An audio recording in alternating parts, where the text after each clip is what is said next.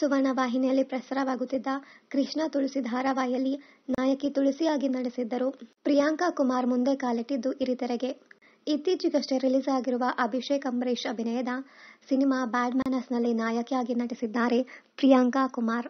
Bad manners ಸಿನಿಮಾದಲ್ಲಿ ಶ್ರೀಮಂತ ಉದ್ಯಮಿಯ ಮಗಳ ಪಾತ್ರದಲ್ಲಿ ಪ್ರಿಯಾಂಕಾ ಕುಮಾರ್ ಕಾಣಿಸಿಕೊಂಡಿದ್ದಾರೆ. ಶಿವಮೊಗ್ಗದ ತೀರ್ಥಹಳ್ಳಿಯಲ್ಲಿ ಪ್ರಿಯಾಂಕಾ ಕುಮಾರ್ಗೆ ಸಣ್ಣ ವಯಸ್ಸಿನಿಂದಲೂ ನಟನೆಯತ್ತ ವಿಶೇಷ ಆಸಕ್ತಿ.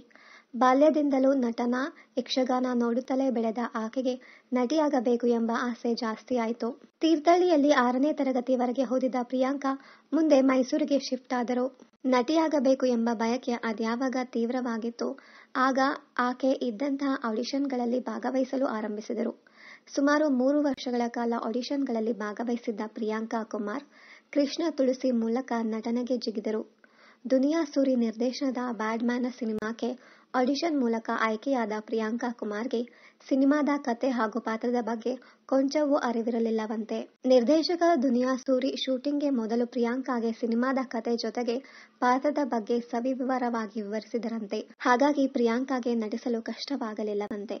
ಜೊತೆಗೆ ದುನಿಯಾ ಸೂರಿ ನಿರ್ದೇಶನದ ಅಡಿಯಲ್ಲಿ ಸಿನಿಮಾದಲ್ಲಿ ನಟಿಸುತ್ತಿರುವುದು ಕೂಡ ಆಕೆಗೆ ಸಂತಸ ತಂದಿದೆಯಂತೆ.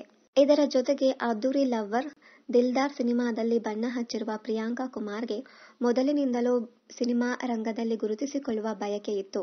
ದೊಡ್ಡ ನಟರ ಜೊತೆಗೆ ದೊಡ್ಡ ನಿರ್ದೇಶಕರ ಜೊತೆ ಕೆಲಸ ಮಾಡುವ ಇರಾದೆ ಇರುವ ಪ್ರಿಯಾಂಕಾಗೆ ಪರಭಾಷೆಯ ಸಿನಿಮಾಗಳಿಗಿಂತಲೂ ಕನ್ನಡ ಸಿನಿಮಾಗಳಲ್ಲಿಯೇ ಕಾಣಿಸಿಕೊಳ್ಳುವ ಆಸೆ ಇದೆಯಂತೆ.